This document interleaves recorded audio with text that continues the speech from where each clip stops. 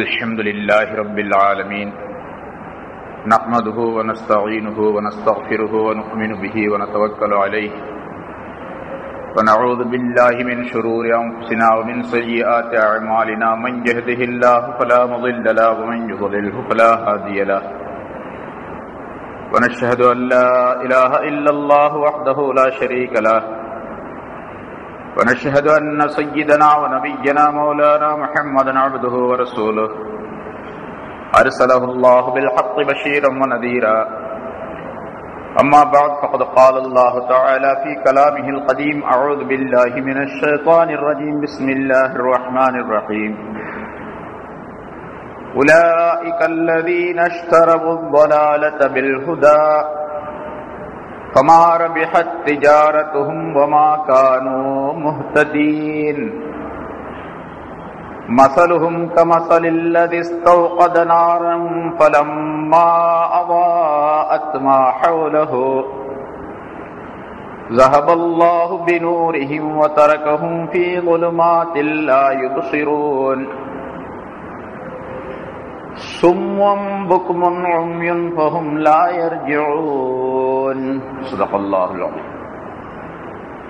கண்ணியத்திற்குரிய பெரியோர்களே, சகோதரர்களே, முனாஃபிகீன்கள் சம்பந்தமாக முன்னால் உள்ள பல ஆயத்துகளில் பல விளக்கங்களை அல்லாஹ் சொல்லிக் கொண்டு வந்தான்.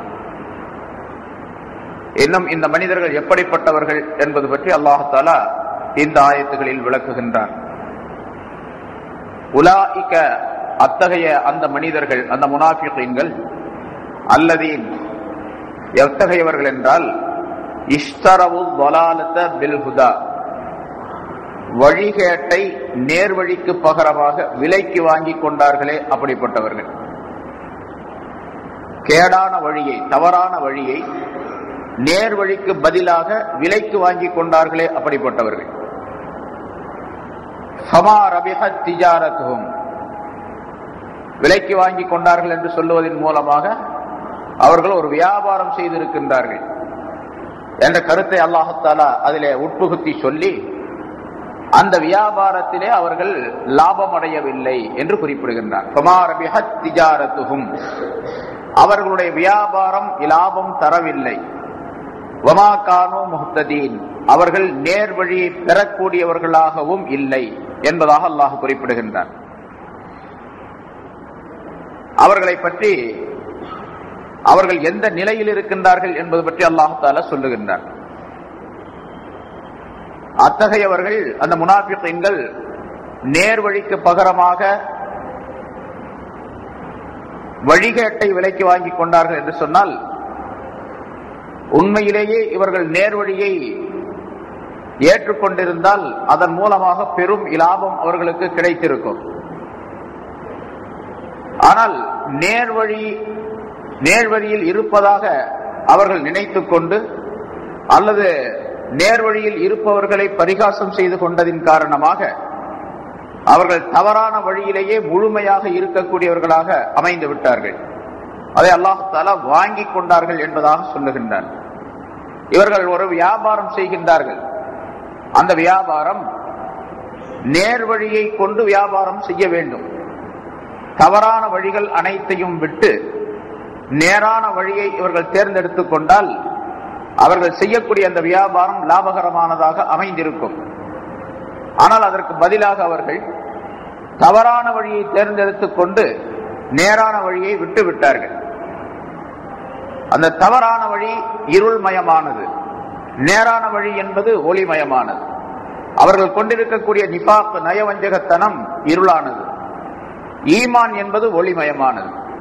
ஒளிமயமான ஈமானுக்கு பதிலாக அவர்கள் இருள்மயமான குஃப்ரையும் நிஃபாக்கையும் நிராகரிப்பையும் நயவஞ்சகத்தையும் அவர்கள் விலைக்கு வாங்கி கொண்டார்கள் என்று அல்லாஹ் தஆலா குறிப்பிடுகின்றார்.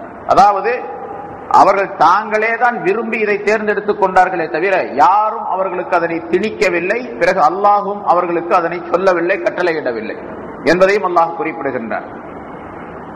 ஈமானுக்கு பதிலாக குஃப்ரை விலைக்கு வாங்கி கொண்டார்கள் அவர்கள். ஒளிக்கு பதிலாக இருட்டை விலைக்கு வாங்கி கொண்டார்கள் அவர்கள். நேர் வழிக்கு பகரமாக தவறான வழியை அவர்கள் விரும்பிக் கொண்டார்கள்.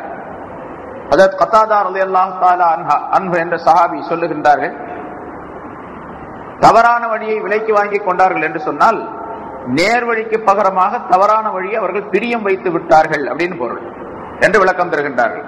இஷ்தரவ் வாங்கி கொண்டார்கள் என்பதற்கு இஸ்தஹப்பு அவர்கள் பிரியம் வைத்து விட்டார்கள், அன்பு கொண்டு விட்டார்கள் என்பதால். சில மனிதர்கள் நம்ம பார்க்கிறோம் உலகத்துல, கெட்ட வழி தவறான வழி அப்படிங்கிறது நல்லா தெரியும், ஆனா அதிலேயே அந்த மனிதன் செல்லக்கூடிய நிலையில இருப்பார். அவர் செல்லுவது தவறான வழி என்று சுட்டி காட்டப்பட்டாலும் சொல்லப்பட்டாலும் கூட அதிலிருந்து வெளியே வருவது அந்த மாதிரி ரொம்ப சிரமமாக இருக்கும். அம்மாதிரியான ஒரு சூழ்நிலை இவர்களுக்கு ஏற்பட்டு விட்டது.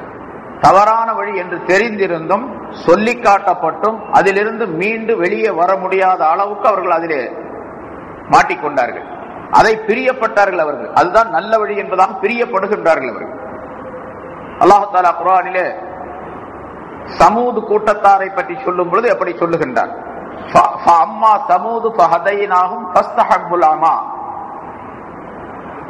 சமூது கூட்டத்தினருக்கு நாம் நேர் வழியை காட்டினோம், இது நேரான வழி, இதுல போங்க, இது நேரான வழி, இதுல இருங்கள் என்பதாக சொன்னோம்.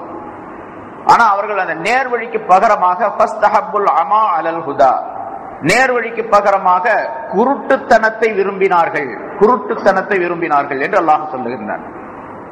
தவறான வழி என்பது குருட்டுத்தனத்திற்கு ஒப்பானது. ஒரு மனிதன் குருடனாக இருந்தால் எந்த விதமான பலனையும் அவன் அனுபவிக்க முடியாது. கண் தெரியாத பார்வை இல்லாதவனாக இருந்தால் உலகத்தினுடைய எந்த இன்பத்தையும் அவன் அனுபவிக்க முடியாது. கண்களின் மூலமாகத்தான் உலகத்தில் இருக்கக்கூடிய பல்வேறு இன்பங்களை மனிதன் அனுபவிக்கக்கூடிய வாய்ப்பை அல்லாஹ் தந்திருக்கின்றான். இவர்கள் அம்மாதிரியாக கண்கள் இல்லாதவர்களை போன்று, அதாவது அகக்கண் இல்லாதவர்கள், இவர்கள் புறக்கண் அல்ல அகக்கண் இல்லாதவர்கள். அதன் காரணமாக அவர்கள் தவறான வழியிலே நிரந்தரமாக இருக்கக்கூடிய நிலை அவர்களுக்கு ஏற்பட்டு விட்டது என்று சமூது கூட்டத்தாரை சொல்லுகின்றார். அதே போன்று அல்லாஹ் தஆலா இந்த முனாஃபிகீன்கள், ரசூலுல்லாஹி ஸல்லல்லாஹு அலைஹி வஸல்லம் உடைய காலத்திலே உள்ள முனாஃபிகீன்கள் இஸ்தஹப்புல் ضلالة بالهدى, நேர் வழிக்கு பகரமாக தவறான வழியை அவர்கள் விரும்பி விட்டார்கள். ஆகவே இவர்கள் செய்த வியாபாரம் ஃபமா ரபிஹத் திஜாரத்துஹும், இவருடைய வியாபாரம் பலன் தரவில்லை, லாபம் தரவில்லை. வமா கானூ முஹ்ததீன், அவர்கள் நேர் வழி பெறக்கூடியவர்களாகவும் இல்லை என்று அல்லாஹ் தஆலா சொல்லுகிறார். வியாபாரம் லாபம் தரவில்லை, அதாவது அவர்கள் வியாபாரத்திலே லாபம் அடையவில்லை என்று அர்த்தம். வியாபாரம் லாபம் தரலன்னு சொன்னா லாபம் தர்றது வியாபாரம் அல்ல, வியாபாரம் செய்ததில் இவர்களுக்கு லாபம் ஏற்படவில்லை. நிஃபாக்கின் காரணமாக இவர்கள் நயவஞ்சகத்தனமாக இந்த பக்கமும் அந்த பக்கம் இதிலையும் இல்லாமல் அதிலையும் இல்லாமல் இருக்கக்கூடிய காரணத்தால் அவர்களுக்கு அது லாபம் ஏற்படவில்லை என்பதை அல்லாஹ் தஆலா குறிப்பிடுகின்றார். அதே போன்று வமா கானூ முஹ்ததீன், அவர்கள் நேர்வழி பெறக்கூடியவர்களாகவும் இல்லை.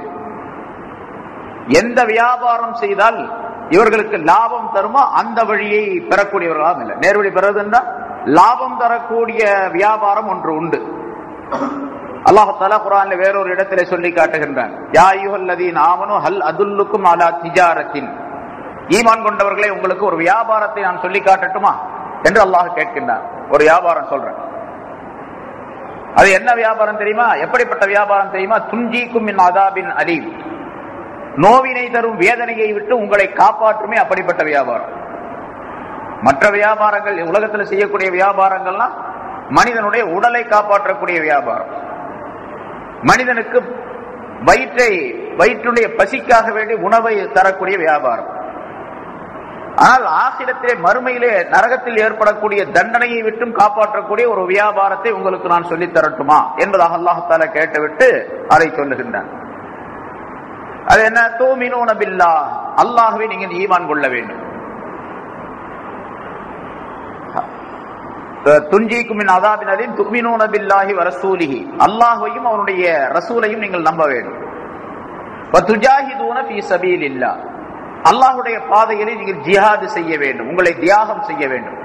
ஜிஹாத் என்பதற்கு முன்னால் நிறைய பல சொல்லி இருக்கிறேன். வாள் எடுத்து போர்க்களத்திற்கு சென்று எதிரிகளிடத்திலே போரிட்டு இஸ்லாத்தையும் இந்த ஈமானையும் காப்பதற்காக வேண்டி, அல்லாஹ்வுடைய கலிமாக்களை இந்த உலகம் முழுவதும் பரவச் செய்வதற்காக வேண்டி தியாகம் செய்வதற்கு பெயர் ஜிஹாத் என்பதாக சொல்லப்படும். சண்டை செய்கிறது எதிரிகளிடத்தில், இஸ்லாத்தை தாக்க வரக்கூடியவர்களிடத்தில், இஸ்லாத்தை அழிக்க நினைப்பவர்களிடத்தில் போரிடுவது ஜிஹாத் என்பதால். ஆனா இப்ப ஜிஹாத் என்பது என்ன? இப்படி ஒரு காலம் வந்தா அது ஜிஹாத், அந்த மாதிரி ஜிஹாத் செய்ய வேண்டும். அது அல்லாத நேரங்களிலே ஜிஹாத் என்பது நம்முடைய உடல் பொருள் ஆவி அனைத்தையும் இந்த தீனுக்காக வேண்டி பயன்படுத்துவது. இந்த தீன் நம்மிடத்தில் இருக்க வேண்டும், நம்மிடத்திலும் இருக்க வேண்டும், மற்றவர்களிடத்திலும் இருக்க வேண்டும் என்பதற்காக வேண்டி என்னென்ன முயற்சிகளை செய்கின்றோமோ அதற்கெல்லாம் ஜிஹாத் என்று சொல்லலாம். அந்த ஜிஹாது துஜாஹிதூன ஃபீ ஸபீலில்லாஹ், அல்லாஹ்வுடைய பாதையிலே நீங்கள் தியாகம் செய்வதாக இருக்கும் என்று அல்லாஹ் தஆலா வெற்றி தரக்கூடிய லாபத்தை பற்றி, வியாபாரத்தை பற்றி சொல்லி காட்டுகிறார். லாபம் தரக்கூடிய வியாபாரத்தை பற்றி.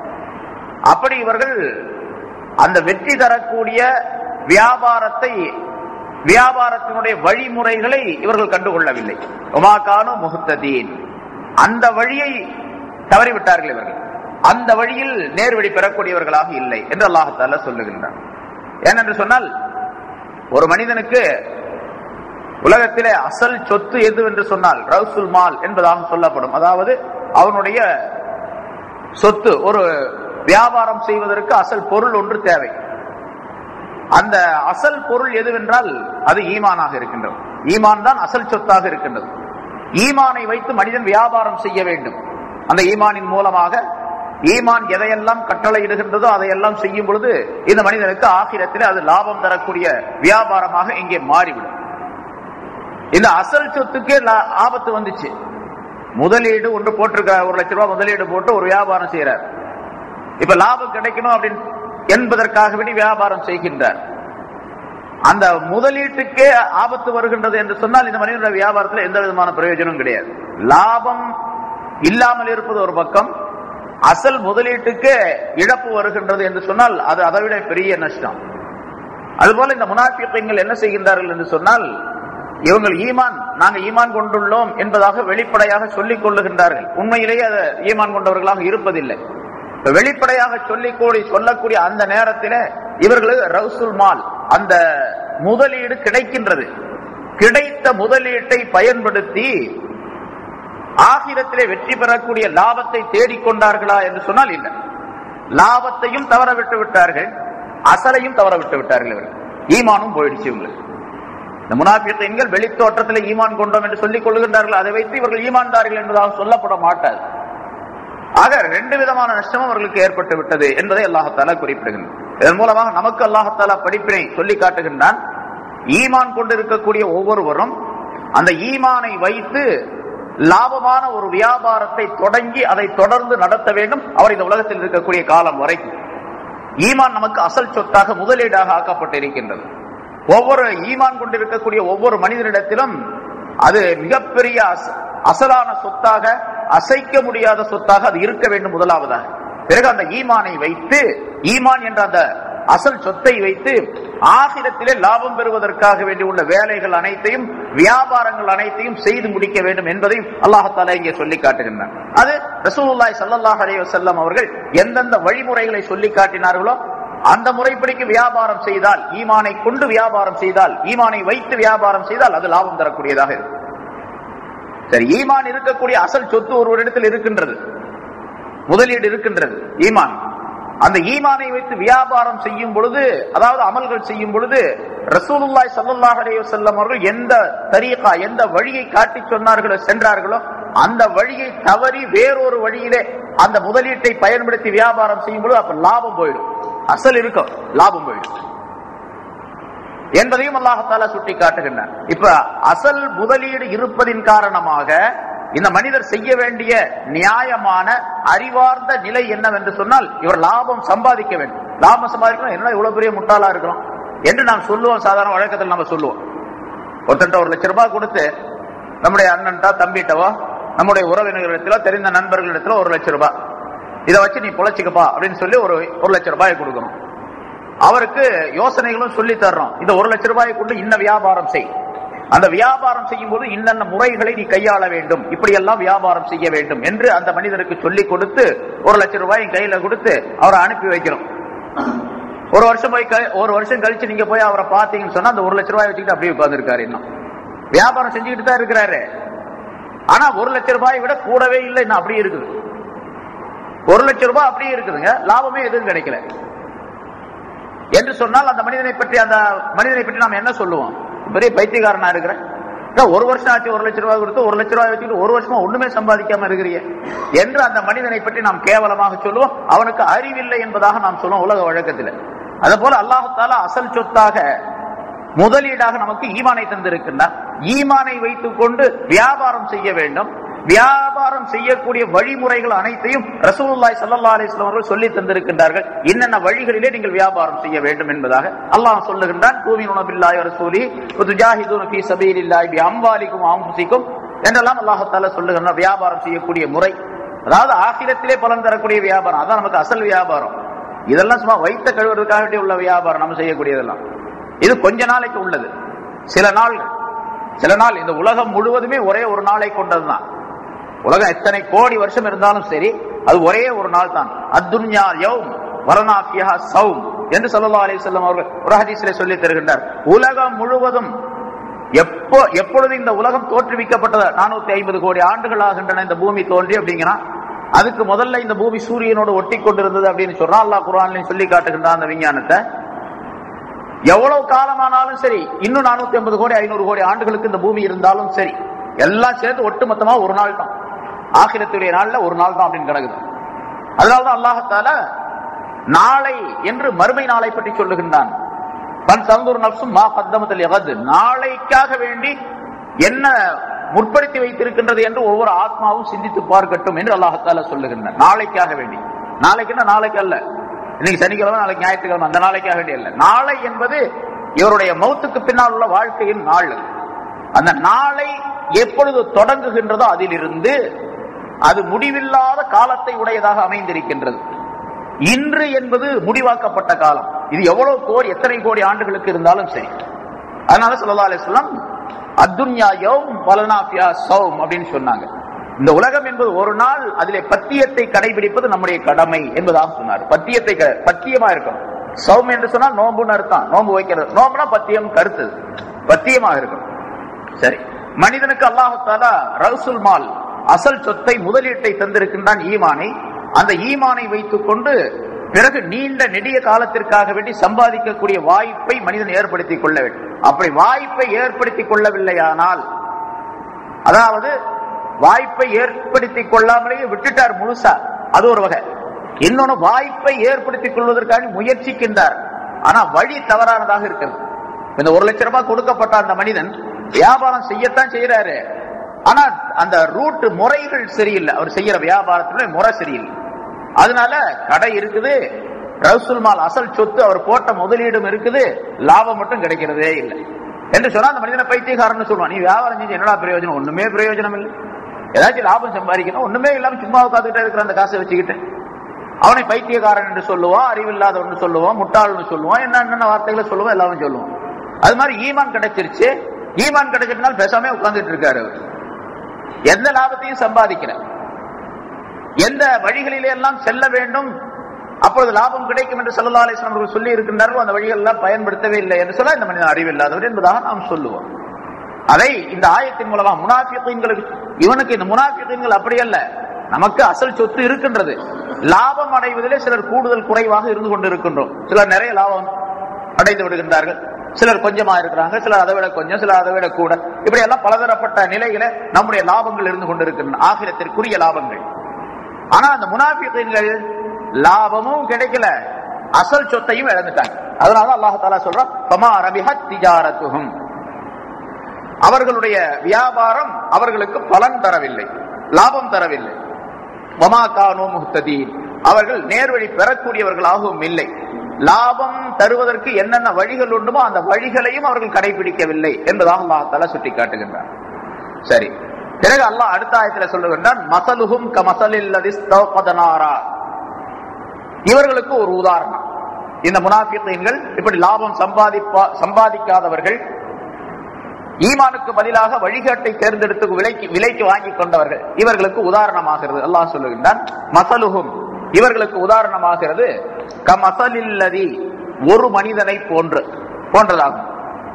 அந்த மனிதன் இஸ்தௌகத நாரன், ஒரு நெருப்பை கொளுத்தினான், நெருப்பை கொளுத்துகின்றான், அவன் நெருப்பு மூட்டுகின்றான். ஃபலம்மா அவாஅத் மா ஹவ்லஹு, அந்த அவனை சுற்றி இருக்கக்கூடிய பகுதிகளில் எல்லாம் அந்த நெருப்பு பிரகாசிக்க ஆரம்பித்த பொழுது, நெருப்பை கொளுத்துகின்றான், நெருப்பினுடைய வெளிச்சம் அவன் இருக்கக்கூடிய அந்த சுற்றுப்பகுதிகள் எல்லாம் சுடர் விடுகின்றது. பலம்மா அவாஅத் மா ஹவ்லஹு, அவனுடைய சுற்றுச்சூழலே அவனை சுற்றிலும் அந்த நெருப்பாக பிரகாசம் தந்த பொழுது, ஸஹபல்லாஹு பினூரிஹிம், அவர்களுடைய ஒளியை அல்லாஹ் தஆலா போக்கிவிட்டார். அவருடைய ஒளியை, அந்த பிரகாசத்தை அல்லாஹ் தஆலா அணைத்து விட்டார். வதரகஹும் ஃபீ ظுலுமாத்தின், அவர்களை அல்லாஹ் தஆலா பல்வேறு விதமான இருள்களிலே விட்டுவிட்டார். பல்வேறு விதமான இருள்களிலே அவர்களை விட்டுவிட்டார்.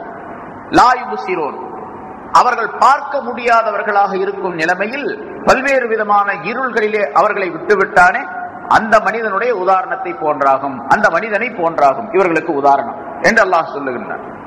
அதாவது ஒரு வழி பிரயாணம் சென்று ஒரு மனிதன், ஒரு பிரயாணி சென்று கொண்டு இருக்கின்றான். இருட்டாகி விடுகின்றது, இரவாகி விடுகின்றது. அடர்ந்த காட்டு பகுதியிலே அந்த மனிதன் சென்று கொண்டு இருக்கின்றான். கடுமையான இருள், அங்கே கடுமையான இருள், இரவின் இருள். அதே போன்று மரங்கள் அடர்ந்திருப்பதன் காரணமாக அந்த மரங்களுடைய இருள், மேகம் சூழ்ந்திருப்பதன் காரணமாக மேகத்தினுடைய இருள், இப்படி பல்வேறு விதமான இருள்கள் அவனை சூழ்ந்து கொண்டிருக்கக்கூடிய ஒரு நிலை.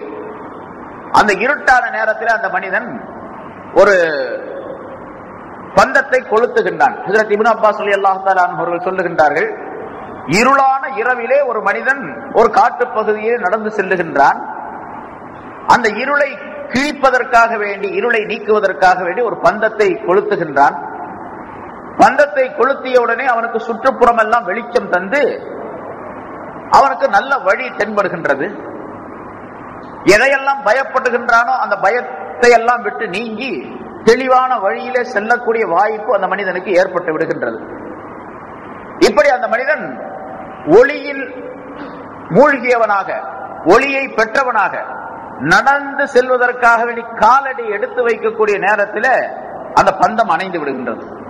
இந்த தீப்பந்தம் அணைந்து விடுகின்றது. இப்பொழுது அந்த மனிதன் திகைத்தவனாக, தடுமாறியவனாக, பயம் உள்ளவனாக அந்த இருளிலே மூழ்கி விடுகின்றான் அந்த மனிதன்.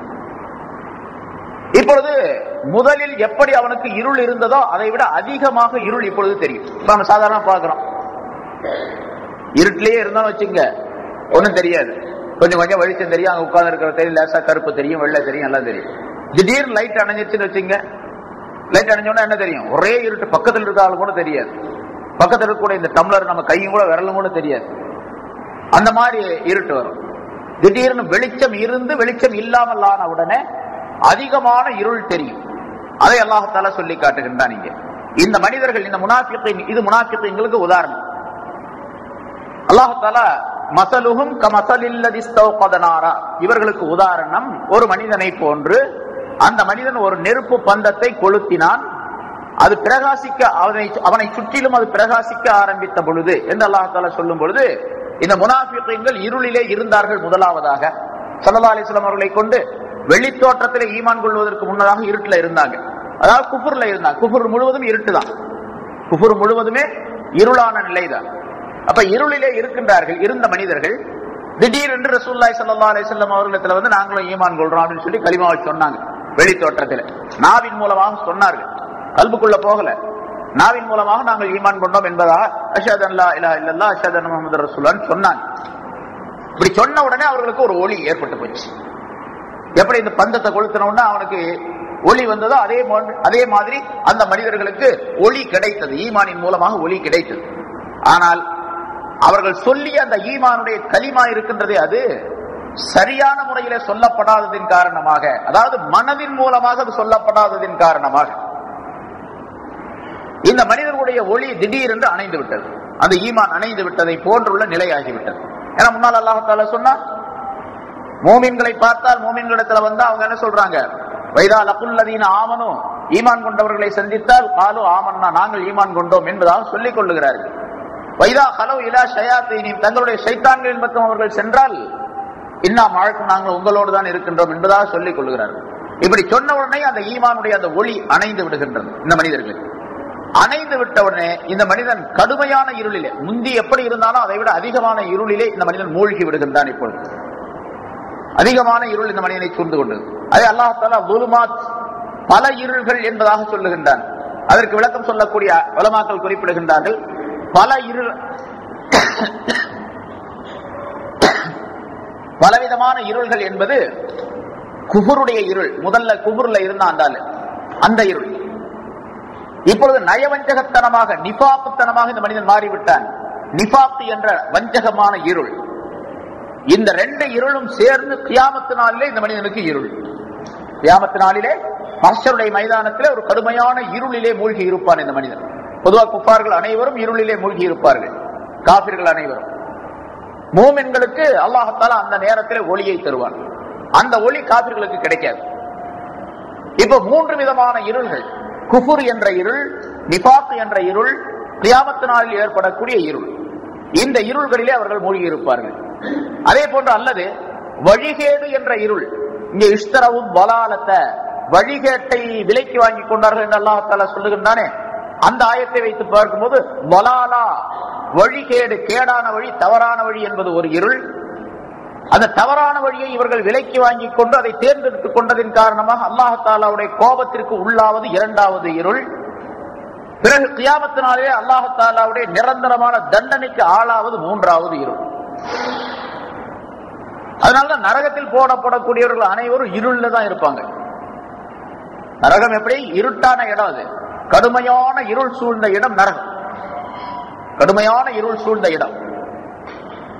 ஆனா அல்லாஹ் தஆலா அங்க ஒரு வேடிக்கையான நிலைகளை எல்லாம் ஆக்கி வைத்திருக்கின்றான். கடுமையான இருள். இப்ப நம்ம இருட்டுல ஒரு ஆள் நின்றாருன்னா நம்ம வெளிச்சத்துல இருக்கிறோம், இங்க இருந்து பார்த்தா தெரியாது. இருட்டுல இருக்கிறவருக்கு வெளிச்சத்துல இருக்கிற பார்த்தா தெரியும். ஆனா அங்க அப்படி இல்லை. இருள் இருக்கும், அவர்களுக்கு மட்டும்தான் அந்த இருள் இருக்கும். ஒரு மூமினான மனிதர் வெளிச்சத்திலிருந்து அந்த இருட்டுக்குள்ள பாக்குறாரு அப்படின்னு சொன்னா அவரை பார்க்க முடியும். அதாவது நரகத்தில் இருப்பவரை சொர்க்கவாசி பார்க்க முடியும். நம்மளாலே சொல்லி இருக்கிறேன், நரகத்தில் இருக்கக்கூடியவர்கள் சொர்க்கத்தில் இருப்பவர்களை பார்ப்பார்கள், சொர்க்கத்தில் இருப்பவர்கள் நரகத்தில் இருப்பவர்களை பார்ப்பார்கள். எல்லாம் முடியும். அதுக்கு எதுக்கு எவ்வளவு தூரம் பக்கத்திலேயே இருக்கு, ஒரு செவரு குறுக்க இருக்குது கண்ணாடி மாதிரி, அப்படிங்கிறது கிடையாது. சொர்க்கத்திற்கும் நரகத்திற்கும் சுமார் ஒரு 1000 ஆண்டுகளுடைய தொலை தூரம் இருக்கும் அப்படின்னு சொல்லப்பட்டிருக்கு. சொர்க்கத்துக்கும் நரகத்துக்கும் 1000 ஆண்டுகளுடைய தொலை தூரம். அது எப்படி 1000 ஆண்டுகள் அப்படின்னு சொன்னா ஒரு ஹதீஸில் இருந்து நம்ம கணிக்க முடிகின்றது. அது சொர்க்கத்தினுடைய வாசம் இருக்கின்றது. சொர்க்கத்திற்கு சுத்திய காம்பவுண்ட் சுவர் இருக்கும், பெரிய பெரிய சுவர், மதில் சுவர்கள். அந்த அதுக்குள்ள சொர்க்கம் இருக்குன்னு வச்சுங்க. சொர்க்கத்தினுடைய அந்த வாசனை, ஸ்மெல், வாசனை இருக்கின்றதே, அது 500 ஆண்டுகளுடைய தொலை தூரத்திற்கு வீசும் அப்படின்னு சொல்றாங்க. 500 ஆண்டுகளுடைய தொலை தூரத்துக்கு அது வாசனை வீசும். அப்ப சொர்க்கம் இருக்கக்கூடிய இடத்துல இருந்து ஒரு 500 ஆண்டுகளுடைய தொலை தூரத்துக்கு வாசனை அடிக்கும். நரகம் இந்த பக்கம் இருக்குன்னு வச்சுங்க, நரகத்தினுடைய அந்த நெருப்பின் ஜுவாலை 500 ஆண்டுகளுக்கு உடைய தூரத்திற்கு வீசும். இங்க நின்றா நம்ம பக்கத்துல அங்க ஒரு பெரிய நெருப்பு கொளுத்தப்படுதுன்னு வச்சுங்க, இங்க நின்றாலும் கூட அந்த அனல் அடிக்கும். அது மாதிரி 500 ஆண்டுகளுக்கு அப்பாலும் நரகத்துடைய அனல் அடிக்கும். அப்ப எவ்வளவு ஆச்சு? இது ஒரு 500 ஆண்டு, இது ஒரு 500 ஆண்டு. சொர்க்கத்துக்கு நரகத்துக்கு எவ்வளவு இருக்குது? 1000 ஆண்டுகள். 1000 ஆண்டுன்னா ஹதீஸ்ல இல்ல, இந்த ஹதீஸை வைத்து நம்ம சொல்லலாம். இவ்வளவு தூரம் இருக்குதுங்க. அப்ப அவ்வளவு தூரம் இருந்தாலும் கூட சொர்க்கத்தில் இருப்பவர்கள் நரகத்தில் இருப்பவர்களை பார்க்க முடியும். அந்த பார்க்கக்கூடிய ஆற்றலை அந்த உலகத்திலே அல்லாஹ் தஆலா தருகின்றான். நமக்கு இதே மாதிரி ஒரு உருவம் நமக்கு தரப்படும். ஆனா அழகான உருவம், எல்லாரும் வாலிபர்களாக இருப்பாங்க, யாருமே கிழவன்களா இருக்க மாட்டாங்க அப்படின்னு சொல்லப்படுது. சொர்க்கத்திற்கு போறவங்க எல்லாருமே அப்படி இருப்பாங்க, எல்லாரும் வாலிபர்களாக இருப்பாங்க. வாலிபர்களா ஒரு 33 வயசு என்று சொல்லப்பட்டு இருக்கின்றது. 33 வயதுடைய வாலிபர்களாகவே இருப்பார்கள் எல்லாரும். கிழவர்கள் யாரும் சொர்க்கத்துக்கு போக மாட்டாங்க. அப்படின்னா இங்க இருக்கக்கூடிய கிழவர்கள் அர்த்தம் இல்ல, வயசானவங்க அர்த்தம் இல்ல. அங்க வயோதிகமாக இருக்கக்கூடிய நிலையிலே சொர்க்கம் போக மாட்டாங்க. சரி, அப்படிப்பட்ட அந்த நரகத்திலிருந்து சொர்க்கத்தை பார்க்க முடியும், சொர்க்கத்திலிருந்து நரகவாசிகள் சொர்க்கவாசிகளை பார்க்க முடியும், சொர்க்கவாசிகள் நரகவாசிகளை பார்க்க முடியும். அப்படின்னா அல்லாஹ் தஆலா குர்ஆன்ல பல இடங்களிலே சொல்லி தருகின்றான். இப்ப அங்க இருக்கக்கூடிய அந்த இருள் இருக்கின்றதே, அது மிக கடுமையான இருள். நரகம் என்பது கடுமையான இருள் சூழ்ந்த இடம் தான். முன்னாலும் சொல்லியிருக்கிறேன் நினைக்கிறேன். ஸல்லல்லாஹு அலைஹி வஸல்லம் சொல்லுகின்றார்கள், நரகத்தை படைத்து அல்லாஹ் தஆலா மலக்குகள் தான் சொன்னா 1000 வருஷம் ஊதுங்க அப்படின்னா, அப்ப ஊதுறதுக்கு அதுக்குள்ள கருவிகளோ அல்லது சிகப்பு நிறமாக மாறியது, கடுமையான சிகப்பு. இப்ப நெருப்பு சிவப்பா தானே இருக்காங்க, நெருப்பு கங்கு சிகப்பு நிறமாக மாறியது. பிறகு அல்லாஹ் தஆலா கட்டளையிட்டான் 1000 வருஷத்துக்கு பின்னால இன்னொரு 1000 ஆண்டுகள் ஊதுங்கள் அப்படின்னு சொல்லி 1000 ஆண்டு ஊதி நிறுத்திட்டாங்க. அப்புறம் 1000 ஆண்டுகள் ஊதுங்கள் அப்படின்னு சொன்னான். பிறகு 1000 ஆண்டுகள் அதனை ஊதினார்கள். அது வெண்மை நிறமாக மாறியது. அப்படிங்கிற அது எப்படி வெள்ளையா மாறும் நமக்கு தெரியாது அது எப்படின்னு. ஆனா ஒரு உதாரணம் சொல்லலாம். இந்த நெருப்பு சிகப்பாக இருக்கக்கூடிய அந்த நெருப்பு கங்கு ஊதப்படாமல் அப்படியே விட்டுட்டா அதன் மேல சாம்பல் படர்ந்து வெண்மையாக ஆயிடுது. சாம்பல் படர்ந்தா அப்படி வெள்ளையா தெரியும் நமக்கு. சாம்பல் பூத்தது அப்படின்னு சொல்றோமா இல்லையா, அந்த மாதிரி ஆயிடும். இது போல இன்னொரு 2வது 1000 ஆண்டுகள் ஊதிய நேரத்தில் அது வெண்மை நிறமாக சாம்பல் பூத்த கலர்ல அந்த மாதிரி ஆயிட்டது. பிறகு அல்லாஹ் தஆலா சொன்னான், ஊதுறது இப்படி 1000 ஆண்டு ஊதுறதுடைய அர்த்தம் என்னன்னு கேட்டா அந்த நெருப்பினுடைய உஷ்ணத்தை அதிகப்படுத்த வேண்டும் என்பதற்காக, அதனுடைய சூட்டை அதிகப்படுத்தணும். அதனாலதான் ஊதுறது. ஊத ஊத எவ்வளவு ஊதுறமோ அவ்வளவு அதிகமாகும் சூடு. சரி, இன்னொரு 1000 ஆண்டுகள் ஊதுங்கள் என்று 3வது அல்லாஹ் தஆலா கட்டளையிட்டார். மீண்டும் ஒரு 1000 ஆண்டுகள் மலக்குகள் ஊதினார்கள். அது கருப்பு நிறமாக மாறியது. அந்த நெருப்பு பூரா கருப்பாக ஆகியது. ஸல்லல்லாஹு அலைஹி வஸல்லம் அவர்கள் சொல்லுகின்றார்கள், இப்பொழுதும் அந்த நரக நெருப்பாகிறது இருள் சூழ்ந்த கருப்பு நிறமாக அமைந்திருக்கின்றது என்றுதான் சொல்லுவேன். அந்த கருப்பு இருளாக மாறிவிட்டது. கருப்பு இருளாக மாறிவிட்டது. நரகம் முழுவதும் இப்பொழுது இருளாக, கடுமையான இருளாக இருந்து கொண்டிருக்கின்றது என்பதாக குறிப்பிடுகின்றார். அப்படி அந்த நெருப்பாகிறது கடுமையான இருளாக மாறி இந்த குஃபார்களுக்கு இருட்டை உண்டாக்கி தரும் என்பது இதனுடைய கருத்து. அதாவது இங்கே அல்லாஹ் தஆலா சொல்லும்போது பலவிதமான இருள்களிலே அவர்களை பார்க்க முடியாதவர்களாக விட்டுவிட்டான், அப்படி விட்டுட்டான் என்று அல்லாஹ் தஆலா சொல்லுகிறார். அந்த முனாஃபிகீன்களுக்கு உதாரணம் இது. இப்படி பலவிதமான இருள்கள். அல்லாஹ்வுடைய கோபம் இந்த உலகத்திலே 2 விதமான இருள்கள். ஒன்று முதல்ல சொன்ன கருத்து, குஃபருடைய இருள், நிஃபாக்குடைய இருள், கியாமத் நாளிலே ஏற்படக்கூடிய இருள், மஹ்ஷருடைய மைதானத்தில் ஏற்படக்கூடிய இருள், அல்லது வலாலா தவறான வழி என்ற இருள், அதன் காரணமாக அல்லாஹ்வுடைய கோபம் என்ற இருள், பிறகு நரகத்திலே நிரந்தரமாக இருக்கக்கூடிய இருள். இப்படிப்பட்ட இருள்களிலே அல்லாஹ் தஆலா அவர்களை பார்க்க முடியாதவர்களாக விட்டுவிட்டான். பார்க்க முடியாதவர்களாக என்று சொன்னால் கண்களால் பார்க்க முடியாதவர்கள் அல்ல இந்த மனிதர்கள், அகக்கண்களால் பார்க்க முடியாத நிலை இவர்களுக்கு ஏற்பட்டு விட்டது.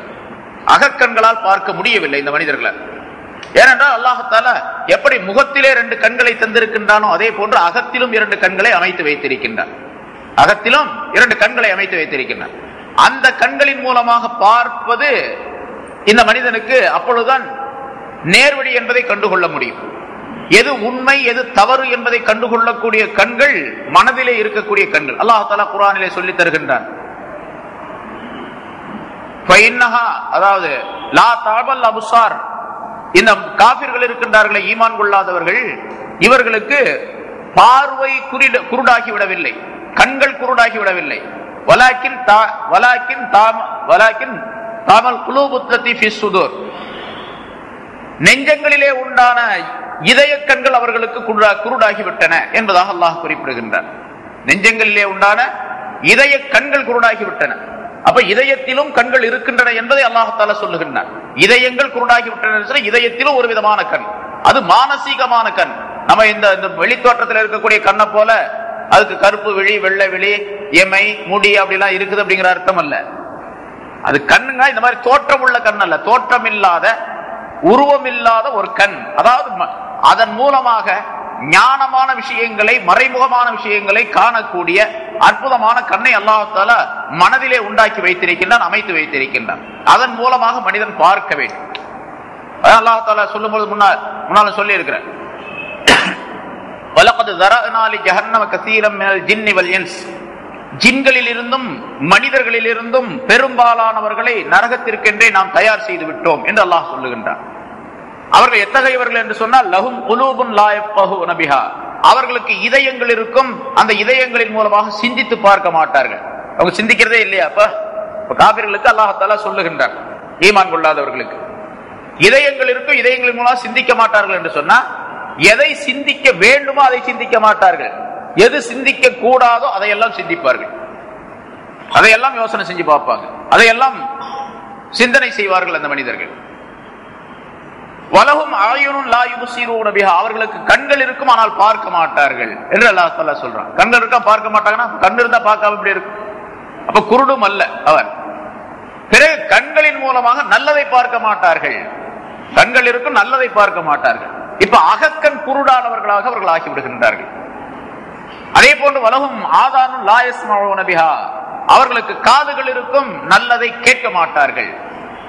எல்லாத்தையும் கேட்பாங்க, நல்ல விஷயங்களை மட்டும் கேட்க மாட்டாங்க. உலாய்க்க கல்லானாம், இவர்கள் மிருகங்களை போன்றவர்கள். பல்ஹும் அவல், அதை விட ரொம்ப தவறான வழியிலே உள்ளவர்கள். உலாய்க்க ஹுமுல் காஃபிலூன், இவர்கள் மறதியாளர்கள் என்றெல்லாம் அல்லாஹ் தஆலா அவர்களை பற்றி சொல்லி காட்டுகின்றார். எனவே மனக்கண் மனிதனுக்கு திறக்க வேண்டும்.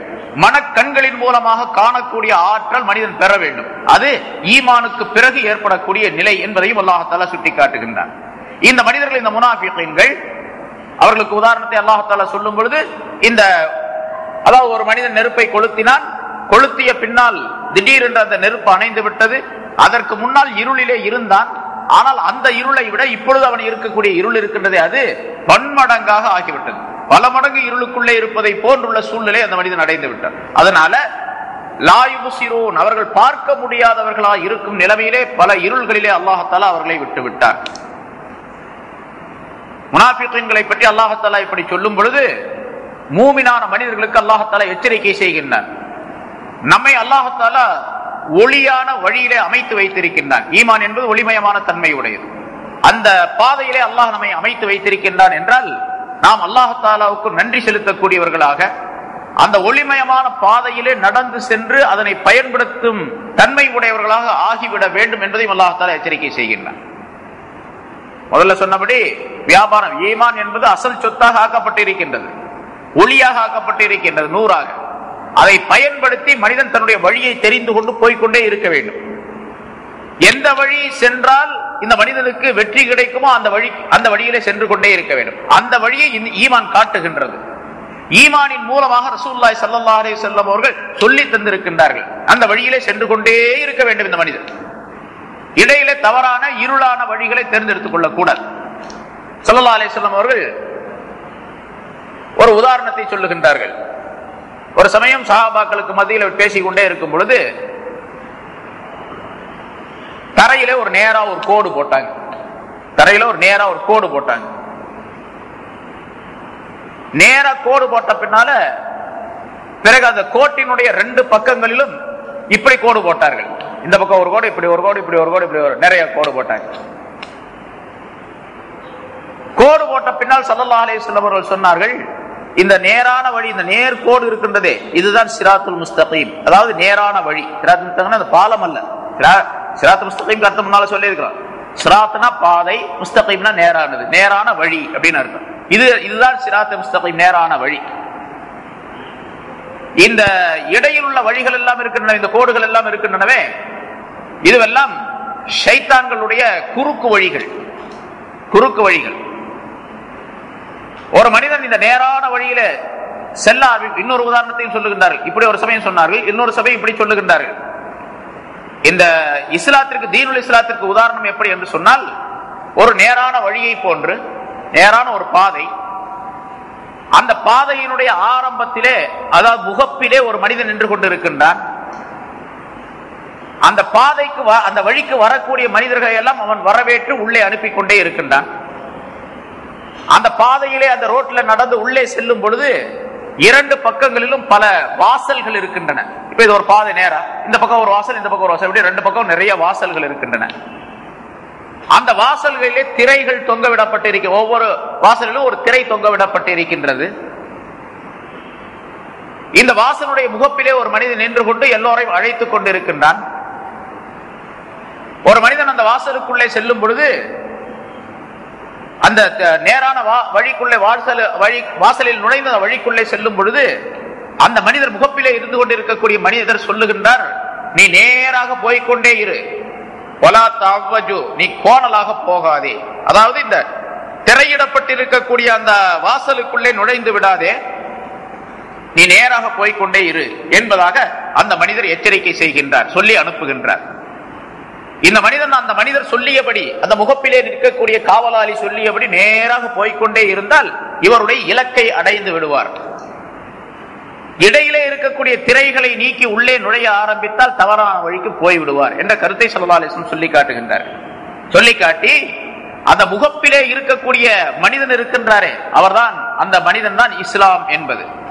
இஸ்லாம் உங்களை அழைத்து நீ நேரான வழியிலே போய்கொண்டே இரு என்று தன்னுடைய வழியை காட்டிக் கொண்டிருக்கின்றது இஸ்லாம். அந்த இடையிலே இருக்கக்கூடிய இரு மருங்கிலும் இருக்கக்கூடிய பாதைகள் இருக்கின்றனவே, அதுவெல்லாம் ஷைத்தானுடைய குறுக்கு வழிகள். அதிலே தொங்கவிடப்பட்ட திரை இருக்கின்றதே, அதுதான் மஹாரிம், ஹராமாக்கப்பட்ட விஷயங்கள். எந்த மனிதர் அந்த திரையை தொட்டு நீக்கி பார்க்க ஆரம்பித்து விடுகின்றாரோ அந்த வழியிலே நுழைந்து விடக்கூடிய சந்தர்ப்பம் ஏற்பட்டு விடுபவருக்கு. போய் திரையை தொடவே கூடாது. அந்த மனிதர் என்ன சொல்றாரு, இஸ்லாம் என்ன சொல்லுது, நேரா போய்கிட்டே இருந்து சொல்லுது. கோடலாக போகாதே என்று அறிவுறுத்துகின்றார் அந்த மனிதர். அதை கேட்காமல் ஒரு மனிதன் திரையை கிட்ட போய் தொட ஆரம்பிச்சுட்டா உள்ள பூந்துருவான். தொட ஆரம்பித்தால் உள்ளே நுழைந்து விடக்கூடிய சூழ்நிலை ஏற்பட்டுவிடும். அதுக்கு விளக்கம் சொல்லும் பொழுது உலமாக்கள் இப்படி சொல்லி காட்டுகின்றார்கள். ஒரு ஹராமான அந்த திரைகள் எல்லாம் ஹராமான விஷயங்கள் என்று ஸல்லல்லாஹு அலைஹி வஸல்லம் சொல்றாங்க. ஹராமான விஷயத்திற்கு போய்விட்டால் அதில் உள்ள நுழைஞ்சு போய்கிட்டே இருக்கக்கூடிய சூழ்நிலை ஏற்பட்டுவிடும். அப்ப நேரான வழியை நீ அடைய முடியாது, தவறான வழிக்கு போய் உன்னை அழித்துக் கொள்ளக்கூடிய சூழ்நிலை ஏற்பட்டுவிடும் என்பதாக குறிப்பிடு. அதெல்லாம் ஷைத்தான் இழுத்துக்கிட்டே போயிடுவான் அப்படியே. சரி, இந்த ஹராமான அந்த திரையை ஒரு மனிதன் தொட்டால் போதும், அதுக்குள்ள நுழைகிறது ஹராமை செய்வது என்று அர்த்தம். தொட்டாலே அது ஹராமுக்கு நுழையக்கூடிய நிலை ஏற்பட்டுவிடும் என்று சொன்னால், ஹராமுக்கு முன்னாலே இருக்கக்கூடிய சில விஷயங்கள், அதாவது மக்ரூஹான அருவருக்கத்தக்க விஷயங்கள், இவற்றை ஒரு மனிதன் செய்யும் பொழுது ஹராமை செய்யக்கூடிய நிலை ஏற்பட்டுவிடும்.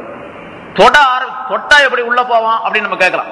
திரையை தொட்டா, திரையை விலக்கி உள்ளே காலடி எடுத்து வைத்து உள்ளே நுழைந்து சென்றால்தான் அவன் செல்லுகின்றான் என்ற அர்த்தம். ஆனா தொட்டாலே அதற்குள் நுழைந்து விடுவான் என்று சொல்லுகின்றார்கள். அது எப்படி அப்படின்னு கேட்டா, அந்த திரை ஹராம் என்று சொன்னால் ஹராமுக்கு முன்னோடியாக இருக்கக்கூடிய சில விஷயங்கள், அவற்றை ஒரு மனிதன் செய்யும் பொழுது ஹராமை செய்யக்கூடிய வாய்ப்பு அந்த மனிதனுக்கு உண்டாயிடும். சினிமா பார்க்கணும் ஆசை எங்க வருது? நிறைய போஸ்டர் ஒட்டி இருக்கிறதுனால வருது. இப்போ எங்க பார்த்தாலும் நிறைய போஸ்டர்கள், அதை பார்க்கறான். பார்த்த உடனே சரி இந்த படத்தை பார்த்தா நல்லா இருக்குமே அப்படின்னு மனுஷன் நினைக்கிறான். இப்ப அந்த ஹராமை செய்வதற்கு ஒரு தூண்டுகோலாக இது ஆக்கப்பட்டிருக்கிற இந்த போஸ்டர்கள். அதனாலதான் அல்லாஹ் தஆலா ஜினாவை பற்றி சொல்லும் பொழுது, விபச்சாரத்தை பற்றி சொல்லும் பொழுது விபச்சாரம் செய்யாதீர்கள் அப்படின்னு சொல்லல. அப்படி ஒரு இடத்துல சொல்றான், வேற ஒரு இடத்துல சொல்றான். ஒரு இடத்துல சொல்லும் பொழுது வலா தக்ரபுஸ் ஜினா, ஜினாவுக்கு நீங்கள் நெருங்காதீர்கள் அப்படின்னு சொல்றான். ஜினா செய்யாதீர்கள் சொல்லணும், ஜினாவுக்கு நெருங்காதீர்கள் என்று சொல்ற. அப்ப நெருங்காதீர்கள், ஜினா சம்பந்தமான எந்த வேலையும் செய்யாதீங்க அப்படின்னு அர்த்தம். இந்த வால் போஸ்டர் பார்த்தாலும் கூட ஜினா செய்யக்கூடிய நிலை வந்துடும். இப்ப இருக்கக்கூடிய வால் போஸ்டர்ஸ் எல்லாம் என்ன, சினிமா போஸ்டர்கள்லாம் எல்லாம் ஜினா செய்வதற்கு தூண்டுதல் செய்யக்கூடிய கருவிகள். இதெல்லாம் அதுல எந்த விதமான சந்தேகம் கிடையாது. யாரும் அதெல்லாம் அப்படிலாம் கிடையாது, நான் சுத்தமான ஆளு, என் மனசெல்லாம் அப்படிலாம் போகாது அப்படின்னு யாரும் சொல்ல முடியாது, யாருமே சொல்ல முடியாது. அதனால இந்த உபகரணங்கள் இருக்கின்றனவே, ஹராமை செய்வதற்காக வேண்டி தூண்டுதல் செய்யக்கூடிய உபகரணங்கள், அதை அனைத்தையும் விட்டுவிட வேண்டும் என்பதற்காக வேண்டித்தான் லா தக்ரபு ஜினா, ஜினாவுக்கு நீங்கள் நெருங்காதீர்கள் அப்படின்னு சொல்றோம். அதுக்கு விளக்கம் சொல்வது முன்னாடி சொல்லியிருக்கேன்னு நினைக்கிறேன். கண்களால பார்ப்பது, அந்நிய பெண்களை பார்ப்பது, காதால கேட்பது, நாவினால் பேசுவது, காலால் நடப்பது, கையால் பிடிப்பது, இவையெல்லாம் ஜினாவுக்கு உரிய காரியங்கள். ஸல்லல்லாஹு அலைஹி வஸல்லம் அவர்கள் சொல்றாங்க, அந்நிய பெண்களை கண்கள் பார்த்தால் கண்கள் ஜினா செய்கின்றன, பேச்சுக்களை கேட்டால் காதுகள் ஜினா செய்கின்றன, பேசினால் நாக்கு ஜினா செய்கின்றது, நடந்தால் கால்கள் ஜினா செய்கின்றன, பிடித்தால் கைகள் ஜினா செய்கின்றன. கடைசியாக இந்த மனிதனுடைய மர்மஸ்தானமாகிறது அதை பொய்யாக்கி வைக்கிறது அல்லது மெய்யாக்கி வைக்கிறது. அந்த வேலையை முடிச்சுட்டான் அப்படின்னு சொன்னா அது மெய்ய அப்படிங்கிற ஆயிடுது, இல்லைன்னா அது பொய் என்று ஆயிடுது. ஆனா எப்படியும் கண்கள் காதுகள்லாம் ஜினா செய்யக்கூடிய நிலை ஏற்பட்டு விடுகின்றது என்று ஸல்லல்லாஹு அலைஹி வஸல்லம் சொல்றாங்க. அதனால ஹராமுக்கு நெருங்கக்கூடிய நிலையை கூட உண்டாக்கி கொள்ள கூடாது. இங்கே அல்லாஹ் தஆலா அந்த முனாஃபிகீன்களுக்கு அதை சொல்லி இந்த வசனத்தை சொல்லி காட்டுவதன் மூலமாக மூமினான மனிதர்கள் தங்களுக்கு ஈமான் இருப்பதை பாதுகாத்துக் கொள்வதற்காக வேண்டி அமல்களிலே ஆர்வம் உள்ளவர்களாக, அமல் செய்யக்கூடியவர்களாக ஆகிவிட வேண்டும். ஆர்வம் என்று சொன்னால் அதன் மூலமாக செய்யக்கூடிய நிலை ஏற்பட்டு விட வேண்டும். அப்பொழுதுதான் இவர் அந்த இருள்மயமான நிலைகளில் இருந்து ஒளிமயமான தன்மை உடையவராக ஆக முடியும். மூமின்களை பற்றி அல்லாஹ் தஆலா கியாமத்தினால அவர்களுக்கு ஒளி கிடைக்கும் என்று சொல்லுகின்றான். யஸா நூருஹும் பைன ஐதீஹிம் வ பிஐமானிஹிம், அவர்களுக்கு வலப்பக்கத்திலும் அவர்களுக்கு இடப்பக்கத்திலும் ஒளி ஓடிக்கொண்டிருக்கும், நூறு ஓடிக்கொண்டிருக்கும். அதற்கு பின்னாலே அது வழிகாட்டும், இவர்கள் போய் கொண்டிருப்பார்கள் என்று சொல்லுகின்றார். இது மூமின்கள். ஈமான், இந்த உலகத்திலே ஈமான் கொண்ட பின்னாலே அந்த ஈமானுக்குரிய காரியங்களை ரசூலுல்லாஹி ஸல்லல்லாஹு அலைஹி வஸல்லம் அவர்கள் சொல்லித் தந்த வழிமுறைப்படிக்கு செய்து. இதுல ரெண்டு இருக்குது. அமல் செய்யறதுல ஸல்லல்லாஹு அலைஹி வஸல்லம் அவர்கள் காட்டி தராத முறைப்படிக்கு ஒரு மனிதன் அமல் செய்தால் அதுவும் ஏற்றுக்கொள்ளப்பட மாட்டாது. அமல் செய்வதற்கு நபி அவர்கள் வழியை காட்டி தந்திருக்கிறார், இப்படித்தான் செய்ய வேண்டும் என்பதாக. அப்படித்தான் செய்யணும். அதுக்கு மாற்றமாக செய்தார், தவறான விளக்கங்களை கொண்டு செய்தார் என்று சொன்னால் அதுவும் அல்லாஹ்விடத்தில் ஏற்றுக்கொள்ளப்பட மாட்டார். தொழுக அப்படின்னு சொன்னா இப்படித்தான் தொழ வேண்டும், நான் எப்படி வேணாலும் தொழுதுட்டு போறேன், தொழுகணும் தானே, எப்படி வேணாலும் தொழுதுறேன் அப்படின்னு சொல்றாரு, அது ஏற்றுக்கொள்ளப்பட மாட்டேன். நோன்பு வைக்கணும்னு சொல்றான் அல்லாஹ் தஆலா, ஸல்லல்லாஹு அலைஹி வஸல்லம் நோன்பு எப்படி வைக்கணும், எந்த காலத்திலிருந்து எந்த நேரத்திலிருந்து எந்த நேரம் வைக்கணும் அப்படின்லாம் சொல்லி தருகின்றார்கள். இல்ல இல்ல நான் இப்படித்தான் வைப்பேன் அப்படின்னு சொல்லிட்டு ஒருத்தன் வைக்கிறான், அதுவும் ஏற்றுக்கொள்ளப்பட மாட்டாது. அல்லாஹ் தஆலா அதை பரிபூர்ணமான நன்மைகளை தரமாட்டான். அதற்கு சில சமயங்கள்ல அது தவறான எண்ணம் உடையதாக இருந்தால் ஏற்றுக்கொள்ளவே மாட்டான், அல்லாஹ் தஆலா ஒப்புக்கொள்ளவே படமாட்டாது. அதே போன்று ஹஜ்ஜு, ஜகாத்து, மற்ற காரியங்கள் அனைத்துமே அப்படித்தான். அதே போன்று உபரியான வணக்கங்கள் அனைத்தும் அப்படித்தான். என்னென்ன வணக்கங்கள் சொல்லப்பட்டு இருக்கணும் அது பூரா நம்முடைய வாழ்க்கையிலே சொல்ல. வியாபாரம் செய்யணும், ரசூலுல்லாஹி ஸல்லல்லாஹு அலைஹி வஸல்லம் காட்டி தந்த முறைப்படி. கபர ஜியாரத் செய்யணும், ரசூலுல்லாஹ் காட்டி தந்த முறைப்படிக்கு. நேர்ச்சை செய்யணும், ரசூலுல்லாஹி ஸல்லல்லாஹு அலைஹி வஸல்லம் சொல்லி தந்த முறைப்படிக்கு. துஆ ஓதணும், ரசூலுல்லாஹி ஸல்லல்லாஹு அலைஹி வஸல்லம் சொல்லி தந்த முறைப்படிக்கு. எப்படியெல்லாம் எந்தெந்த எல்லா விஷயத்துக்கும் ஸல்லல்லாஹு அலைஹி வஸல்லம் அவர்கள் வழிகாட்டி இருக்கின்றார்கள். சாப்பிட வேண்டும், நபி அவர்கள் சொன்னபடி. சிறுநீர் கழிக்க வேண்டும், நபி அவர்கள் சொன்னபடி.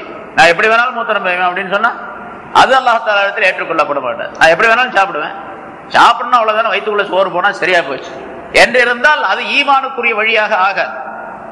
ஈமான் கொண்ட பின்னால நபி அவர்கள் காட்டி தந்த வழிமுறைப்படிக்கு சாப்பிட வேண்டும், பேச வேண்டும், குடிக்க வேண்டும், தூங்க வேண்டும், எழுந்திருக்க வேண்டும், மக்களிடத்தில் பேச வேண்டும், சிரிக்க வேண்டும், அழ வேண்டும். எல்லாத்துக்கும் ஸல்லல்லாஹு அலைஹி வஸல்லம் அவர்கள் வழியை சொல்லி தந்திருக்கின்றார்கள்.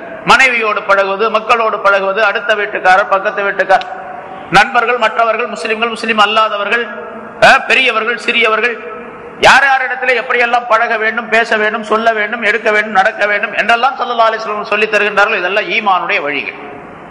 அந்த வழிமுறைப்படிக்கு செய்வதுதான் லாபம் தரக்கூடிய வியாபாரம்.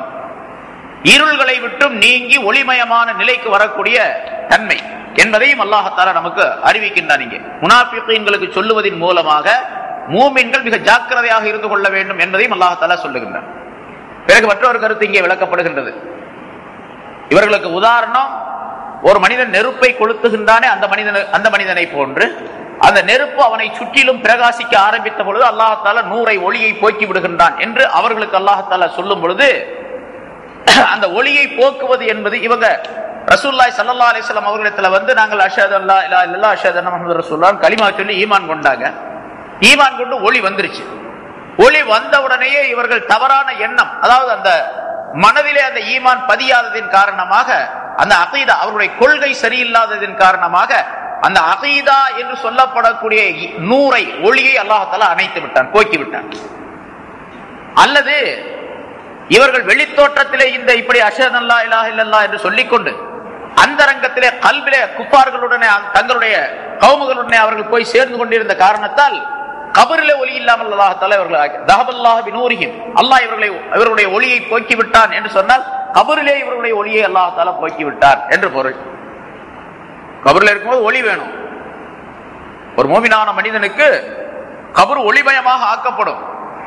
இவனுடைய கண்களுடைய பார்வை எட்டும் தூரம் அளவுக்கு அது விசாலமாக்கப்படும் என்னெல்லாம் ஸல்லல்லாஹு அலைஹி வஸல்லம் சொல்றாங்க. ஆனா கபருங்கிறது நம்ம அடக்கிறமே அந்த கபர் அல்ல. அந்த கபரை தோண்டி பார்த்தோம்னா அங்க அவ்வளவுதான் இருக்கும், எப்படி வச்சப்போ அப்படித்தான் இருக்கும். அதுல எவ்வளவு அளவு இருந்துச்சு, அந்த ஒரு ஜானா ரெண்டு ஜானா அவ்வளவுதான் இருக்கும். கபர் என்று ஸல்லல்லாஹு அலைஹி வஸல்லம் சொல்வது அது ஒரு ஆலம், அது ஒரு தனி உலகம். ஆலமுல் பர்ஸஹ் என்பதாக சொல்லப்படும். திரை உலகம். பர்ஸஹ்னா திரை, ஸ்கிரீன். திரை உலகம் என்று பெயர் அதற்கு. அது மனிதனுடைய கண்களுக்கு தெரிய முடியாத உலகம்.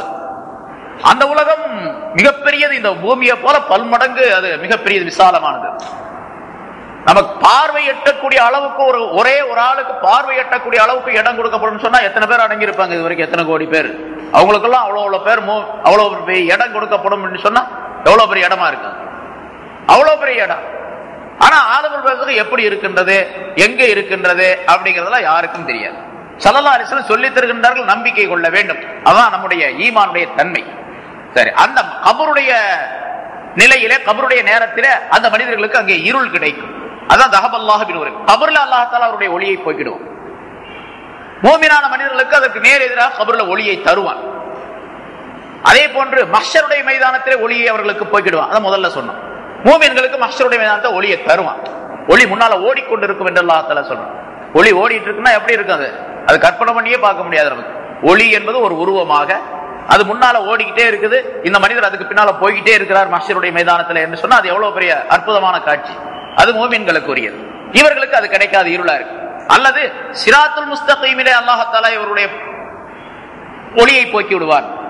அல்லது எல்லா இடங்களிலும் கபரிலே, இந்த உலகத்தில் இருக்கும்போது அவருடைய இதயத்திலே, இறந்த பின்னால் அவருடைய கபரிலே, எழுப்பப்படக்கூடிய நேரத்திலே மஹ்ஷரிலே, பிறகு கேள்வி கணக்கு கேட்கப்பட்ட பின்னால் அவர்கள் சிராத்துல் முஸ்தகீம் என்ற பாலத்திலே நடந்து செல்லும் போது அந்த பாலத்திலே எல்லா இடங்களிலும் ஒளியை போக்கிடுவார் அவர்களுக்கு.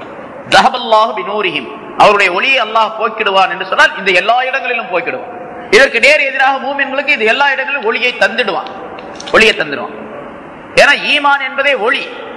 அந்த ஈமானுடைய ஒளி எப்பொழுதுமே இவர்களிடத்தில் இருந்து கொண்டே இருக்கும். இங்கே அமல் செய்தார் கபர்ல ஒளி இருக்கும், மஹ்ஷருடைய மைதானத்தில் ஒளி இருக்கும், சிராத்துல் முஸ்தகீம் நடந்து போகும்போதும் ஒளி இருக்கும். அந்த ஒளியின் மூலமாகவே இவர்கள் நடந்து போவார்கள்.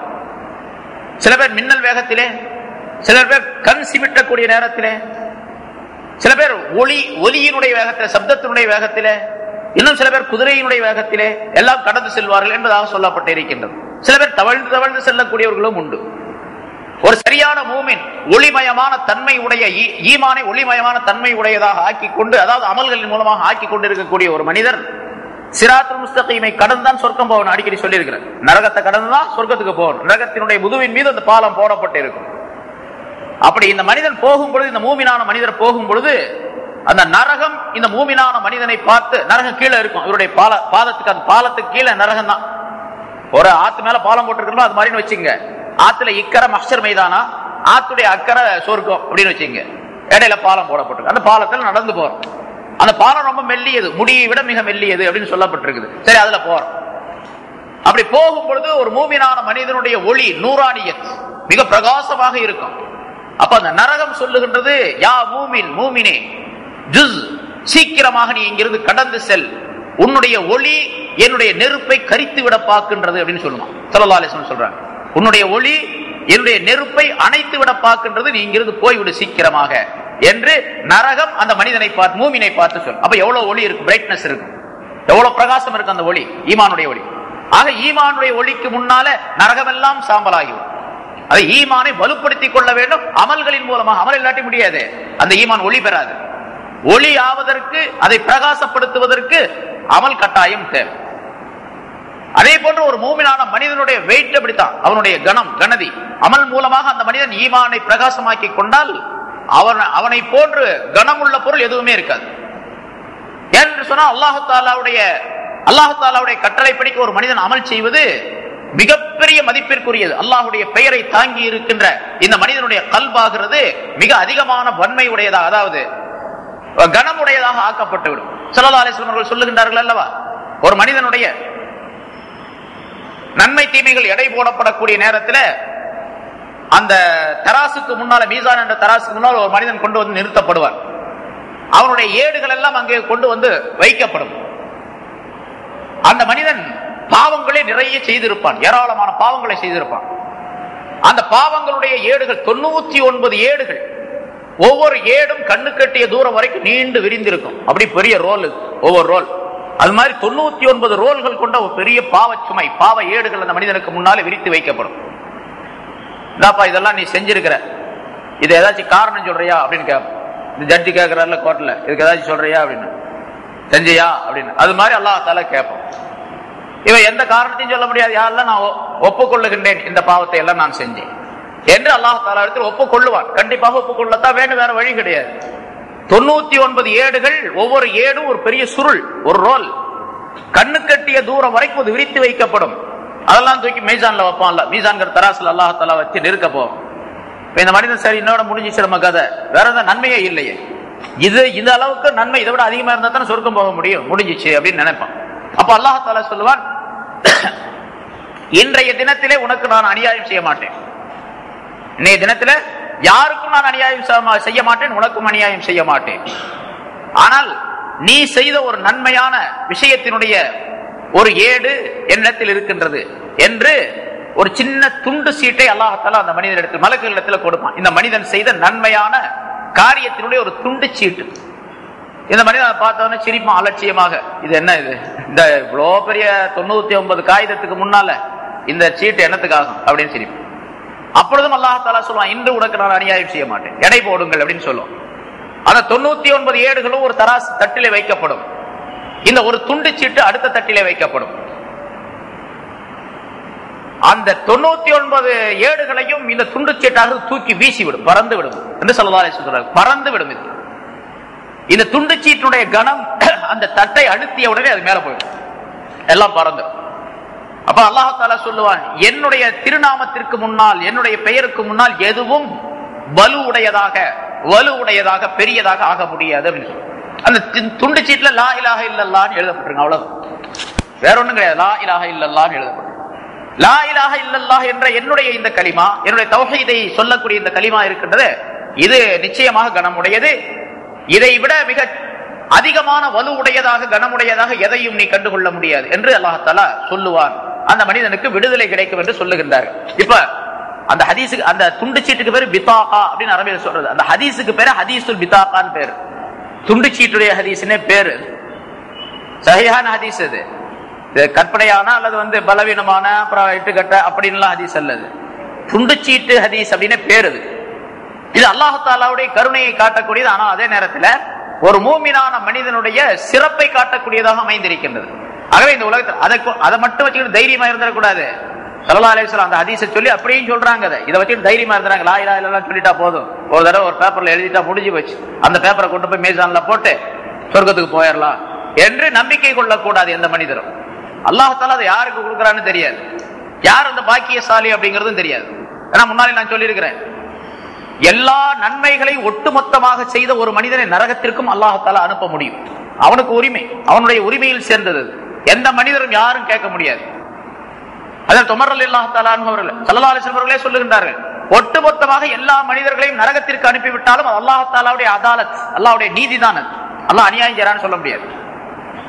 ஏன்னு கேட்டா, நீங்க அமல் செய்வதற்காக வேண்டி நான் சொர்க்கம் கொடுக்குறேன்னு அல்லாஹ் தஆலா எங்கேயுமே சொல்லல.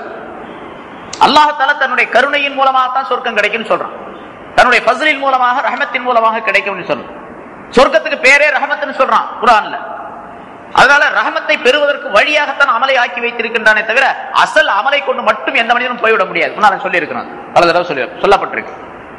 அதனால எல்லா மனிதர்களையும் நரகத்தில் போட்டு விட்டாலும் அல்லாஹ் தஆலாவுடைய நீதி. சரி, எல்லாத்தையும் சேர்த்து சொர்க்கத்துல போட்டான், அவனை யாரும் கேட்கவும் முடியாது. லா யுஸாலு அம்மா யஃபால், அல்லாஹ் குர்ஆன்ல சொல்றான், அவன் செய்ததை அவன் கேட்கப்படவே முடியாது, அவனை யாரும் கேட்க முடியாது. நீ ஏன் இப்படி செஞ்சேன்னு யாரும் கேட்க முடியாது, எந்த சக்தியும் கேட்க முடியாது, வாய் திறக்கவே முடியாது.